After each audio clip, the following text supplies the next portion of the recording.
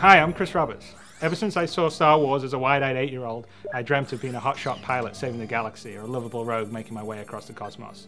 It inspired me to make Wing Commander and has influenced everything I've done since then. 10 years ago, after 20 years of making games, I was burned out, so I took a break, but I never stopped playing games nor loving them. And now, I'm ready to come back, and I'd like to show you something I've been working on. But I don't want to build any old game. I want to build a universe. I want to build a game I always wanted to build, but I didn't have the tools to do until now. One that you can fly off a carrier fighting a heroic war on the front lines, but also one that you can muster out and find your own fortune in the stars wherever your spaceship takes you. I want to be able to share this experience with my friends and fight against real opponents in space, not just AI. And I want this to be as good or better than any other game out there. And I want to actively push the boundaries of what you can do in a game. None of this would have been even possible 2 years ago.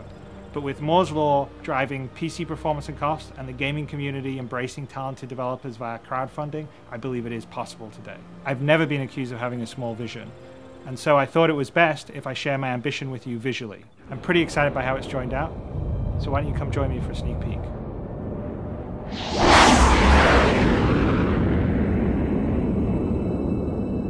So I want to bring the space sim back. I want to bring the space sim back to the glory that it used to be in the 90s when I was making the Wing Commanders and when I was doing games like Privateer and Freelancer. But I want to utilize today's technology. I want to have the power of a cutting-edge PC with a GPU that can push millions of polys, connected to the broadband where you can play with thousands or hundreds of thousands or even millions of other people around the world in a sort of shared immersive experience. And now I think with Star Citizen I really can deliver that. We're going for something that's a little bit different than, say, a traditional MMO, and obviously different than just a single player game. What we're calling is a shared persistent experience. It is actually a combination of the single player experience and the multiplayer experience. Every player in the Star Citizen game is in the same universe. We don't have different shards or worlds, and you have a life, you have a character, you have multiple characters, they have multiple ships, so you have a bigger goal. You're basically going about making your name and fortune in the galaxy. So Squadron 42 is the single player experience in the Star Citizen game and world, and Star Citizen itself is the multiplayer persistent universe experience where you'll adventure around in a galaxy with hundreds, thousands, potentially millions of other players. They both kind of coexist in the same world. So Squadron 42 is a narrative single-player story that will lead you into the open sandbox game that Star Citizen is. So the single-player campaign in Squadron 42 unfolds very similar to the way Wing Commander did. So Wing Commander was set up in such a way that depending on how you performed the missions or how you interacted with your wingmen and pilots, it would determine sort of how the story evolved. So your actions sort of affected the narrative of the story. We're doing that in Squadron 42 to a level of fidelity and detail more than we ever did in Wing Commander. So definitely your actions will affect and evolve how the story goes, as well as how your relationships with your co-pilots are and other people aboard the carrier that you're based on. One of the things I'm most excited by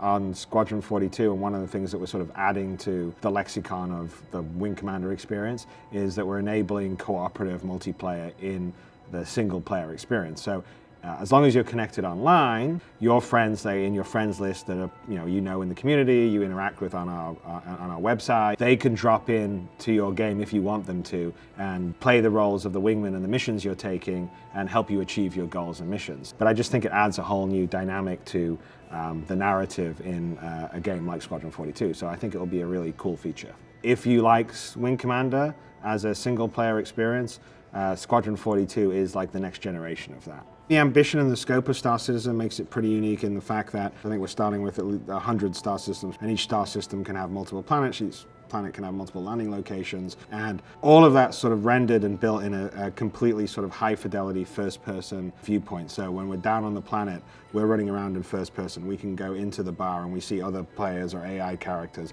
and we can talk and converse with them and get missions. We can walk out of there, go to the ship dealer and buy a new ship. You can walk to the landing pad where your ship's sitting and get into it all in first person, sit down in the cockpit, take off, go out into space. So there's a level of sort of detail and fidelity that I don't think is currently out there in other space games, certainly right now. One of the great things about Star Citizen is there are a lot of different roles you can play in it. You can be a mercenary, you can be a bounty hunter, you can be a merchant trader, you can be a pirate, and we've designed and built a lot of different ships to sort of fill those roles in terms of, this ship's good for dogfighting, this ship's good for hauling cargo. Also, we have a lot of equipment that you can buy, or you can find, or you can acquire, or you can upgrade in the game that will allow you to customize your ship for the roles you want to play. I think that's one of the most exciting parts of the game, is just that sort of free form and the amount of different things that you can do, and that's kind of what Star Citizen's about. So I really felt I wanted to come back and make a game that pushed PC hardware in the way that Wing Commander used to do in the old days. Power of today's PCs are going to allow me to do a much more immersive experience than I could ever do back in the 90s when I was making Wing Commander. The level of detail and graphical fidelity will just allow more functionality, a lot more detail in terms of the ships, so we can simulate the systems